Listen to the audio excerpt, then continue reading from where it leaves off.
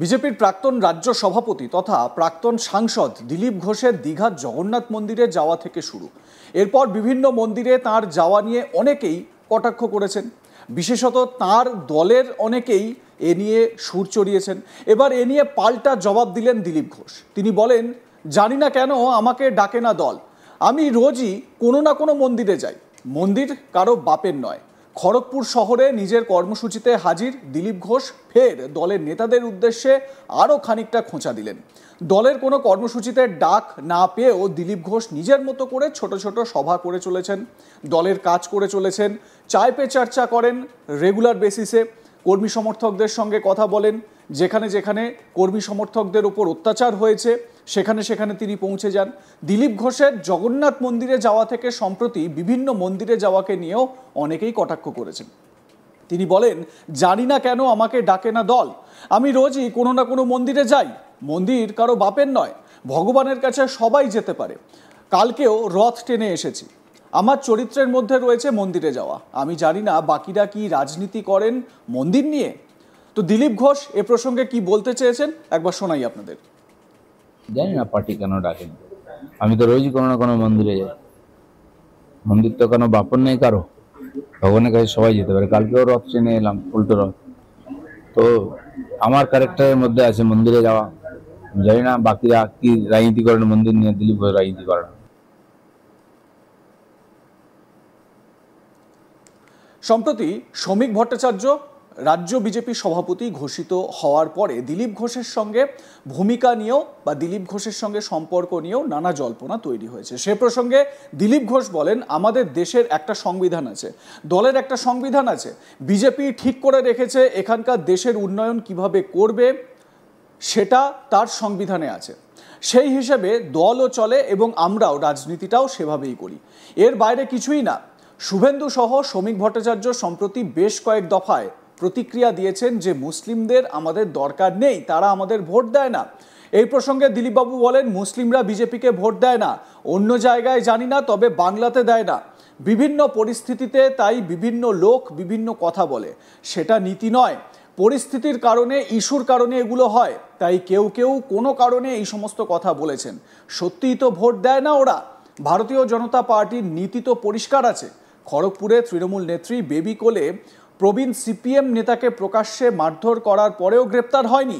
সে প্রসঙ্গে দিলীপ ঘোষ বলেন, খড়গপুরে তৃণমূল যে রাজনীতি শুরু করেছে, অনিল দাসের মতো একজন প্রবীণ নেতা, তাকে যেভাবে অপমান করা হয়েছে, অত্যাচার করা হয়েছে, তারপরেও পুলিশের তরফ থেকে কোনো ব্যবস্থা নেওয়া হয়নি। আর যারা অপরাধ করেছে তারা আগে থেকে গিয়ে থানায় বসে আছে, পুলিশকে তারাই চালাচ্ছে।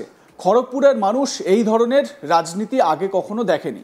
এই রাজনীতির জবাব তারা 26-এর ভোটে অবশ্যই পাবে, মানে তৃণমূল কংগ্রেসকে অবশ্যই সেই জবাব দেওয়া হবে বলে মত প্রকাশ করেছেন দিলীপ ঘোষ। শোনাবো তার বক্তব্য।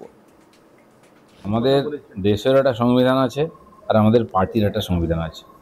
ভারতীয় জনতা পার্টি ঠিক করে রেখেছে এখানকার দেশের উন্নয়ন কিভাবে করবে, সেটা তার সংবিধানে আছে, সেই অনুযায়ী পার্টিও চলে, আর আমরা রাজনীতি সেভাবেই করি, তার বাইরে কিছু না।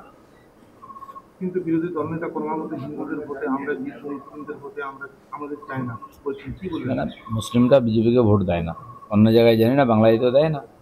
তো বিভিন্ন পরিস্থিতিতে কেউ কেউ বিভিন্ন রকম কথা বলেন, সেটা তো নীতি নয়, পরিস্থিতির কারণে, ইস্যুর কারণে হয়। তো সেই জন্য কেউ কেউ কোথাও কোথাও হয়তো এরকম কথা বলেছেন যে ভোট দেয় না ওরা। ভারতীয় জনতা পার্টির নীতি তো পরিষ্কার আছে।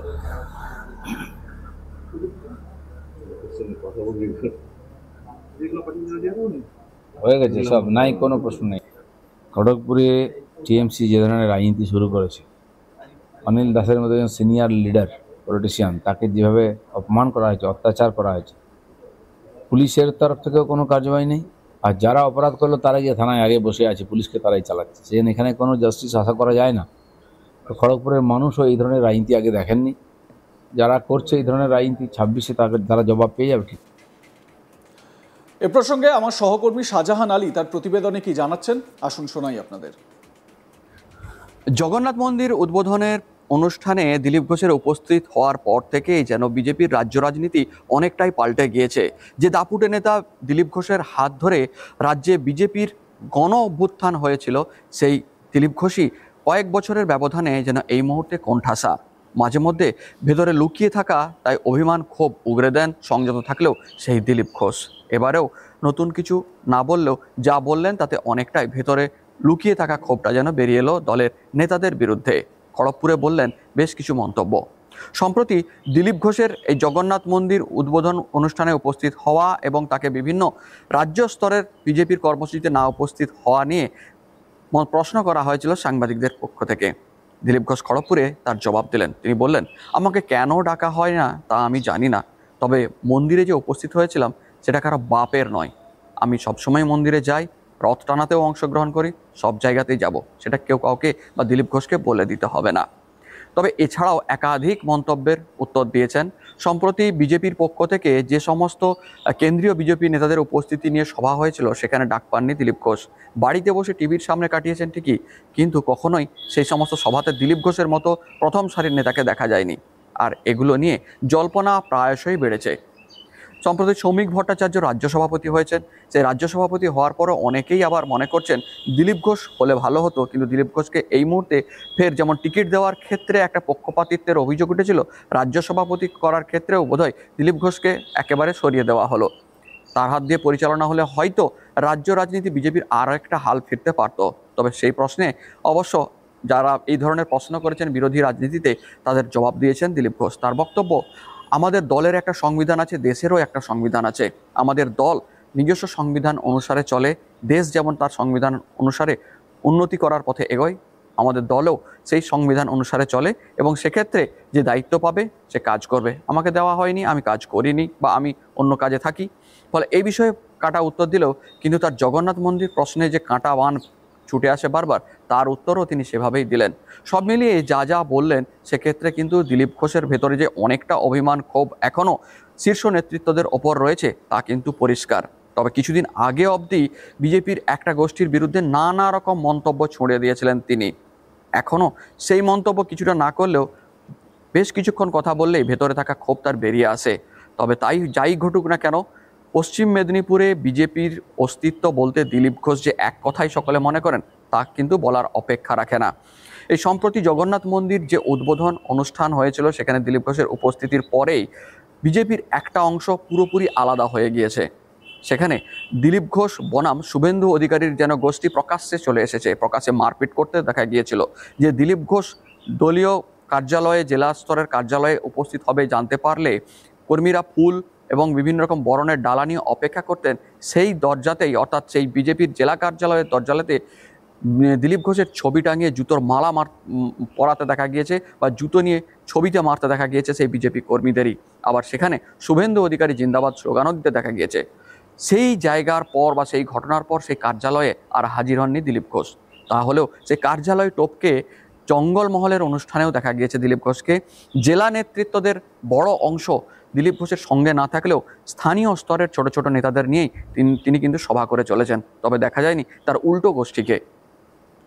যাই ঘটুক রাজনৈতিক মহলে দিলীপ ঘোষ একাকী যে লড়াই করে বিজেপিকে নিয়ে যাওয়ার চেষ্টা করছেন তা বলার অপেক্ষা রাখে না, এবং তিনি বারবার প্রমাণ করার চেষ্টা করছেন যে আমি আর যাই করি বিজেপির এই জায়গা থেকে কখনোই সরছি না, দরকার হলে রাজনীতি ছেড়ে দেব, কিন্তু কখনোই অন্য দলে যাব না, সেটা বারবার তিনি ইঙ্গিত দিয়েছেন। তবে সেক্ষেত্রেও আরও একটা মাঝে মধ্যে জল্পনাপূর্ণ উস্কানি মন্তব্য তিনি দিয়েছেন, তা হলো 21শে জুলাই একটি চমক থাকছে। তবে সে কী চমক তা তিনি খোলাসা না করায় জল্পনা বরং বেড়েইছে।